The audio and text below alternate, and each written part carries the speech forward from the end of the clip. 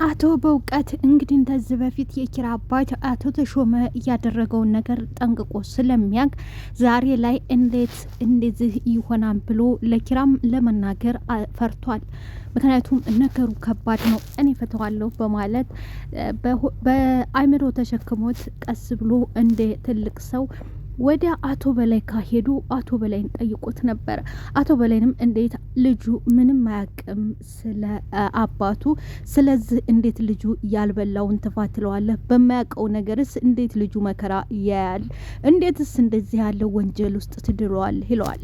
የአባት ዳ ለልጅ ነው፣ ልጁ መክፈል አለበት።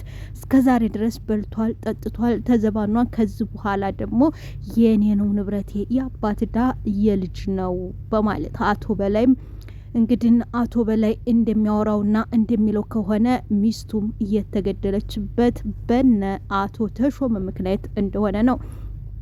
ሰላም ጤና ይስጥልኝ ውድና የተከበራችሁ አድማጭ ተመልካቾቼ፣ ለቻናል አዲስ የሆናችሁ ላይክ ሰብስክራይብ በማድረግ ጀምሩት። ለምታደርጉልኝ ከልብ አመሰግናለሁ። እንግዲህ አሁን ላይ አቶ በእውቀት ግራ ገብቶታል። አቶ በላይን ለመሸምገልና ለመለመን ወደ ቤቱ ሄዶ ነበር። አቶ በላይ ደግሞ ጀምር የመተው ፈጽሞ አልተውም። ዛሬ ላይ እበቀለዋለሁ፣ የአባት ዳ ለልጁ ነው ይለዋል። በዚህ ግራ የተጋባውና በዚህ መላው የጠፋው አቶ በእውቀትም ይህ ነገር ተው ግደለህም፣ ጥሩ ነገር አይሆንም፣ መጨረሻውም አያምርም ይለዋል።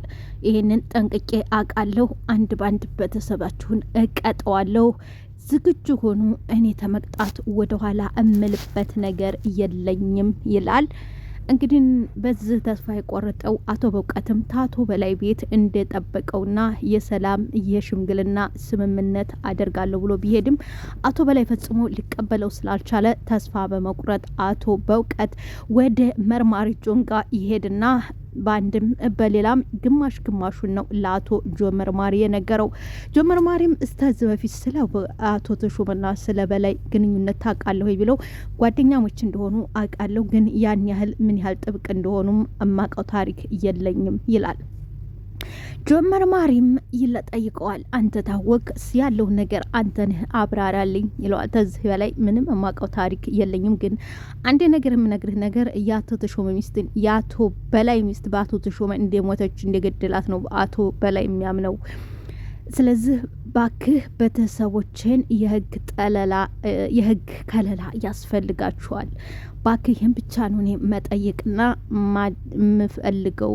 ባክህ የህግ ከለላ እንዲደረግላቸው ለቤተሰቦች እፈልጋለሁ ያለው አቶ በእውቀት አይዞህ፣ ግራ ትገባ፣ አንተ የምታውቀውና የምታውቀውን ብቻ ንገረኝ። ማንም ሰው ከህግ በላይ የለም፣ ከማንም በላይ ህግ ስለሆነ ምንም አታስብ ይለዋል። አቶ በእውቀትም አቶ ጆን መርማሪን አመሰግናለሁ መርማሪ ጆን በማለት ይሰናበተዋል። አቶ በላይ እንግዲህ በአሁኑ ሰዓት አልተቻለም፣ አራዳ የአራዳ አራዶች ሆኗል። ሄኖክን እሱ ካስመታው በኋላ ዛሬ ሄዶ እንዴት ነህ ሄኖክ እግዚአብሔር ይማርህ ብለዋል። አስባችሁታል? ተሻለ አለው። ደህና ነኝ። ቆይ ምን ልሰራ መጣ አለ። ምን ነው ተመተ የለ እንዴ ልጄ ተመተ እንደዚህ ከሆነ ለመጠየቅ ምን ምክንያት ያስፈልገዋል አለ። አሁን መቼም አቀልድ፣ የመጣህበትን ነገር እውነቱን ንገረኝ። ያንን የትናንትናውን ተላላኪውን ሄኖክ ፈልገህ አይደለም የመጣው አይደለም? ሄኖክ በትንሹም ቢሆን ነቅቷል። እኔም አማንም ድራማ እየሰራንብህ አይደለም። ማወቅ እንፈልጋለን። አንተ ላይ እንዲህ ያደረገ ሰው እኛ ላይ እውነቱ ተኛ ጋር ግንኙነት ሊኖረው ይችላል። የጋራ ጥላታችን ሊሆን ይችላል። ማን እንደመታህና ማን እንዲህ እንዲያደረገ እውነቱን እንድትነግረን እንፈልጋለን። ክም ይኸውልህ አቶ በላይ እኔን ከእናንተ ውጪ እንደሚያደርገኝ ሰው ማንም ሰው የለም። አንድም በአንድም በሌላም እናንተ ብቻ ናችሁ እንደዚህ የምታማኛለህ። እኔ አንተን ለማስመታት ብፈልግ ያለ ጥርጥር አረገዋል። በላይ ነኝ እኮ ማንም ሊያስቆመኝ ማንም ሊከለክለኝ አይችልም። እንደውም ልንገርህ ተፈለኩ እዚሁ በጥይት በሽጉጥ ልደፋ እችላለሁ። ማንም እጄን የሚዘኝ ማንም የሚጠመዝዘኝ የለ። እኔ በላይ ነኝ። እንድትነግረኝ የምፈልግ ልትነግረኝ የፈለግኩት ለአንተም ለኔም ደህንነት ስል ነው እንጂ እኔ ታንተ ጋር እንደ ልጅ ዝህ የምከራከርበትና የምጨቃጨቅበት አንዳች ነገር የለም። ሄኖክ እንደምታየው ለማውራት ዝግጁ አይደለም። ሄኖክ ቀዘቀዘብህ፣ እባክህ ጠጣ። ቤቴ አልፈልግም አልኩሽ እኮ ባክሽ፣ ከዚህ በላይ ባክሽ አታናጅኝ። አልፈልግም እያልኩሽ አይደል አላቶ በላይ ጥሩ የምትንከባከብና የምትንከባከብ ሚስት አለችህ። ህይወት እያስተማረችሽ ነው ቤቲ፣ ህይወት እያስተማረ እባክህ አቶ በላይ አሁን ከዚህ ኪድ ባልተቤት ትንሽ ረፍት ያርግበት እባክህ። በላይም ከትከት ብሎ ከሳቀ በኋላ እንዴት እውነተኛ አፍቃሪ ወጥቶሻል እባክሽ፣ እውነተኛ አፍቃሪ ወጥቶ በፊት ግንባሩን ብለሽ በጥይት ልጥዩ የነበረ ሰው መሆኑን ላስታውስሽ ወይ? ሽጉጥ ሰጥቼሽ ግንባሩን ብለሽ እኮ ጥለሹ ነበር። በላይ በቀዘቀዘው ላይ እንግዲህ መልሶ ቀሰቀሰው። ቤትም ተበሳጨች። ሄኖክም ጭራሽ ራሱን መሆን አልቻለም። በቁስሉ ላይ ይቆስ ሄኖክ ኤውልህ ይሄ ሰው አንተ ሊገል ተመጣ፣ አንተን ሳይገል አይዝህ የምታውቀው ነገር ካለ ንገረኝ ይላል አቶ በላይ። ሄኖክም እኔ ምንም የማውቀው ነገር የለም እያልኳችሁ አይደለም ወይ? ስለዚህ የማይገባችሁ ተሆነ ደግሞ ምንም ማድረግ አልችልም። በላይም ጥሩ እንግዲያውስ ለለቅሶ ቆንጆ አበባ ይዤ መጣ ላይ ራሱን መጠበቅ አያውቅም። ሄኖክም እና ታላቃትህ እኔን ተወኝ፣ እኔ ጋር ምን ትሰራለህ? ካላቃትህ እኔ ጋር አትዝለል። ጀግናው ሽሮ ዘላ ከመበላት አቶ በላይም እግዚአብሔር ባርህ ብሎ ይወጣል። ሄኖክም ምን እዚህ ጎልትሻል? አይንሽ ማየት አልፈልግም እያልኩሽ ነው፣ ውጭ ሊተዝህ ይላታል። እሺ ቢያንስ ያፈላሁልህን ጠጠን ያፈላችሁን ድፍትፍት አድርጎ ተነሽ ውጭልኝ፣ አይንሽን ማየት አልፈልግም ውጭ ጫል። ቤትም እንግዲህ ድፍትፍት ሲያረግባት ትታው ተወጥ መሳይ አስመሳይ ነሽ፣ መቼም አላምንሽም፣ አላምንህም፣ ሁላችሁንም አላምናችሁም፣ ለመጠቀሚያ ነው የፈለግሽኝ እንጂ እኔ ሄኖክን ወድሽና አፍቅረሽኝ አይደለም። እንግዲህ ታታቀው በጆን መርማሪ ፍቅር ጦሽ ብላለች። ዛሬ እንግዲህ ስልኳን አላነሳላት ሲል እሱ ቤት ስራ ቦታው ድረስ ሄዳለች። የሚያሳዝነው ነገር ትናንትና የምፈራውን ጨለማ ውስጥ እዛ ክፍል አስገብቷት እየሳቀኝ ታውቃለህ። ይሄ ጨለማ ክፍል መቼም ይናፍቀኛል ብዬ አስቤ አላቀት። በፊት እኮ አንተንም ክፍሉንም በጣም ነበር የምፈራችሁ፣ በጣም ነበር የምፈራ እና አለ እሱ። ጭራሽ ሴትም መስላል ታየችው። አቤት መርማሪ በጥፊ መታው ነው። ሀና ምን እንዳደረግሽ ታውቂያለሽ ወይ? እንዴት አንድ የፖሊስ አባልን በጥፊ ትመቻለሽ? እንዴት ትመቻለሽ አላት። ዘበኛው ነው በጥፊ የመታችው። ምን አይነት ድፍረት ነው? ምን አይነትስ እብዴት ነው ይላታል። ራሱኗ እንዴ አንተን አታናግሪም አትገቢም ብሎ እኮ ነው እየከለከለኝ ትለዋለች። ይህ ኮንጅል ነው፣ ዘብጥያ ትወርጃለሽ፣ ይሄንን አታቂም ወይ? በሰዓቱ እሱ እንኳን አልመጣልኝም። እኔ በሰዓቱ የነበረኝ አንተን ማግኘት ነው። ደግሞ አንተን ለማግኘት ምንድን ነበር መስራት የነበረብኝ? ወንጀል። ከዛ ይኸው አንተን አገኘሁ። ድመት አይጥ ለሞቷ ድመትና አፍንጫ ታሽታለች። ይሄ ጤነኝነት አይደለም ማለት ይሄ ጤነኝነት አይደለም። ጤነኛ አይደለሽም። አስባችሁት አንተ ተክለፈለፉ ሄዳችሁ አንተ ራሱ ያምሃል ወይ? አንተ ራሱ ያምሃል ወይ? ጤነኛ ነህ ወይ? አንተ ራሱ ያምሃል ግን ጤነኛ ነህ? እርግጠኛ ነህ? ለጤና ጤነኛ መሆንን እርግጠኛ ነህ? ይሄን ያህል ስልክ ስደውልልህ ማታነሳው መሆነህ ነው። ጉድ እኮ ነው። መሆነህ ነው። አይ ሀና እኔ ስራ ላይ ነበርኩኝ፣ አልተመቸኝም። ስራ ላይ ነበርኩ እና ቢሆንስ ስልኩን አንስተህ አልተመቸኝም በኋላ እደውላለሁ አትልም ነበር? አትልም ነበር? ታናድዱሽ በጣም ነው ሀና። ይሄ ምርመራ ክፍል ነው። ተረሳሹ ላስታውስ ይሻላል። ይሄ ምርመራ ክፍል ነው የኔ ቆንጆ። ተረሳሹ ላስታውስ። መርማሪ ነኝ፣ አንቺ ደግሞ ወንጀለኛ ነሽ። እኔ ምርመራ እያረኩብሽ ነው። ገባላት። እኔ ምርመራ እያረኩብሽ ነው። አንቺ ወንጀለኛ ነሽ፣ እኔ መርማሪ ነኝ። ምርመራ እያረኩብሽ ነው። እዚህ የግል ጉዳዮችሽን እዚህ ጋር ባታመጪ መልካም ነው። የግል ጉዳይ እዚህ ጋር አታምጭብኝ። ኩራተኛ ሆነሃል። እሺ፣ በጣም ነው ኩራተኛ የሆንከው። ምናልባት ይሄ ኩራትህ የፖሊስ ስራህን ሊያሳድግልህ ይችላል። ውጭ ግን ብቸኛ አድርጎ ነው የሚያስቀርህ። ምንም የሚያደርግልህ ነገር የለም። ምንም የሚጠቅምህ ነገር የለም። እንደውም ያስጠላብሃል። እሱ ምን ማለት ነው አላት። አላቀልህም። እሱ ምጽፈው ላይ ጻፈውና ከዛ ደጋግመህ አንብበው።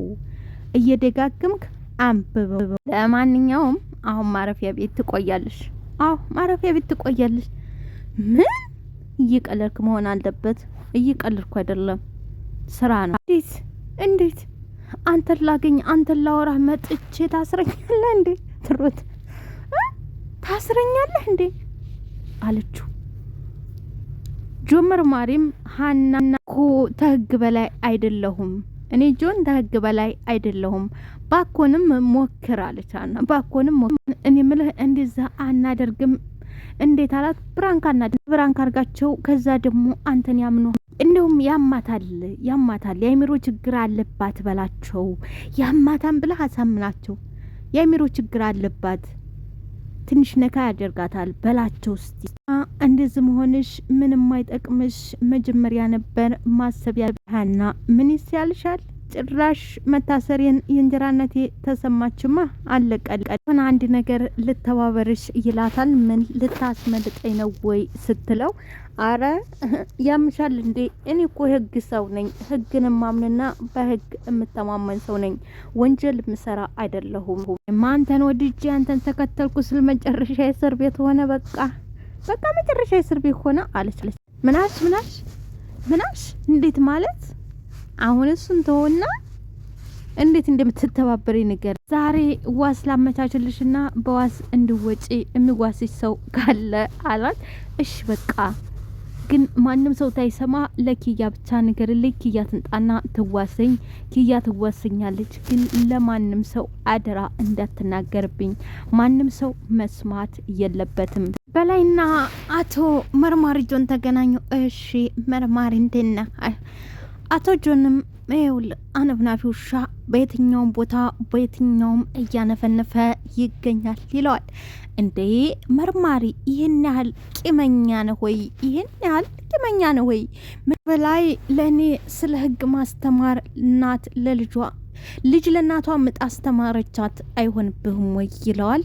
እኔ ይህን ያህል ግብዝነት ይኖርብሃም ብዬ አስቤም አላችሁም። አንድ ናችሁ። ሙያችሁን እወቁልኝ የምትሉ እብሪተኞች አቶ ነገር በመናገር ብቻ አንጠልጥዬ እንደምወስድህ አታውቅም ወይ? አቶ ጆን መርማሪ የህግ አካል በመሳደብህ አስራለሁ፣ ዘብጥያ አስገባለሁ። አቶ በላይም እንደዛ እንደማታደርገው እንኳን አውቃለሁ ጠንቅቄ ነው ማለትም። ለክብርህ የምትጨነቅ መርማሪ ነህ አይደል? እሺ ተሳሳትኩ። አቶ ጆን መርማሪም እንግዲውስ አንድ ነገር ግልጽ አርጌ ልንገርህ፣ እኔ ተክብሬ በላይ ህግ ሲጣስ ያናድደኛል። በቃ ህግ ሲጣስ አልፈልግም። ማሪቾን ቀጥታ ወደ ሄኖክ ቤት ሄደ።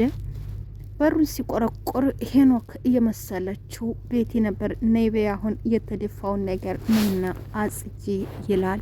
እሷ ቤት ያልነበረች ማን ነው ካላችሁ አቶ መርማሪ ጆን ነበረ። መርማሪ ጆንም ቤቲ መጣች። መርማሪ ጆንም በገዛ ቤቷ ቤቲ ሄሌም ተቀመጭ አላ እና ሄኖክ ተሻለ ሆይ እየተሻለ ነው ወይ ይለዋል። ሄኖክም አዎ ይመስገን እየተሻለ ለህም ይሄ ነገር እንደተፈጠረ ለምንድነው ለህግ ያላሳወቅሽው? እንዴት መርማሪ ያው በሰዓቱ ደንግጬ ስለነበረ ምንና ምን እንደማደርግ ግራ ገብቶ ነበር። አቱ ወደ አይሚሮዬ እየመጣው እሱን ማትረፍና እሱን ማትረፍ ብቻ ነበር እንጂ ሌላ ነገር ፈጽሞ ማሰብ አልቻልኩም ነበር። ጥቃት ተደረሰበት አሁን ሁለተኛ ቀኑ ነው። ይሄ በቂ ምክንያት ነው ብለሽ ታስቢያለሽ ወይ? ሄኖክ መርማሪ ታስጨንቀኝ የነበረው የሄኖክ ጉዳይ ነበር እንጂ ሌላ ነገር ምንም አስጨንቆኝ ስላልነበረ ወደ አንተ ለመንጣት አልቻልኩም። ለን በራሱ መደበቅ እኮ ሌላ ራሱን የቻለ ወንጀል መስራት ነው። ወንጀልን በመደበቅ ብቻ ሌላ ወንጀል እየሰራሽ ነው። አታቂም ወይ ይላታል። አዎ ልክ ነህ፣ ግን ማስታወቅ ነበረብኝ። እኔ ግን ምንም ደንግጬ ስለነበረ ማንም በዙሪያዬ አይዞሽ የሚለኝ ሰው ስላልነበረ ግራ ተጋባሁና ለመናገር ዮሴፍና ኪያ ሄደው ያስፈቷታል። ሀንቾዬ ይሄን ነገርማ ለኪራ እንነግረዋለን ትላለች። ኪያ እባክሽ ተይኝ